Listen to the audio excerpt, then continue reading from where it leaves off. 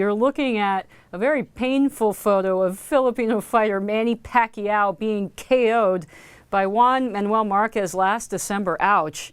But that's not the only knockout that this fighter has suffered recently. Bartley fellow Harry Graver is here with the story. So, Harry, you met Manny Pacquiao yesterday. Very cool. He's not fighting his next fight in America. Why? No, he's going to China, the great boxing storied hub of China. One thing we found out yesterday, which was interesting, was that boxing was banned in China for a long time because it was too violent for Mao Zedong. So, yeah, we wanted to let Mao take out the violence on his own people when it happened in a boxing ring. As is his thing. So he's going to fight in Macau, Special Administrative Region of China, because there's just a lot of money there. What's going on? Well, there's a lot of money there. There's a great casino, and there's a lot of casino revenue there, but that's not the big issue. The big issue is that in the United States, the tax rate is so high for someone like Manny Pacquiao. He said he's not going to fight here anymore. The interesting part is that he's taxed as an American citizen, and he's taxed at the top marginal income rate. So he's at 39.6% in any state.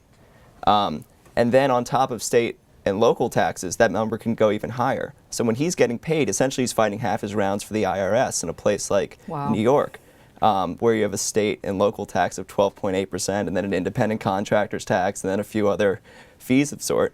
So Manny Pacquiao is looking at a 50% tax rate in some places, or a 12% tax rate in Macau.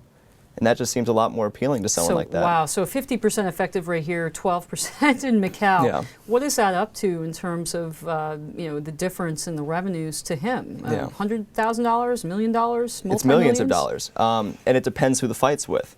These purses for someone like Pacquiao are anywhere between 20, 25, 30. If he fights Floyd Mayweather, it can go up to $40, $45 million. So a difference between 39.6 and 12 is a huge difference for someone like him. It's a huge difference. You know, we talk all the time about how complicated the U.S. tax code is and how there's all those carve-outs as well. So special deals for some people, but not for others. I understand this is true in boxing too, that not every boxer here gets charged that 50%, right? Yeah. So there's some old treaties that exempt Russian fighters, and some other nationalities have this. But for a majority of fighters, this is a huge issue. And it's a huge issue for American fighters.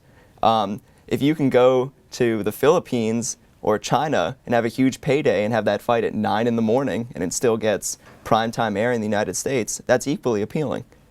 Yeah, it's a global market. I mean, you can watch these fights anywhere now. It's not like you have to go to Vegas to watch Muhammad Ali. Exactly. They're going to be having a fight at 10 a.m. in China. Essentially, people are going to be at a casino.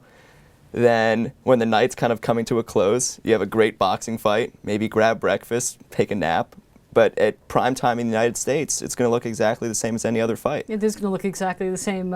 Just wondering personally what your impressions were of Pacquiao when you met him. I'm sure a lot of viewers out there would want to meet him. He's a very famous fighter. Yeah, I think he can go a few rounds. He can go a few rounds. No, he was fantastic. I think it was.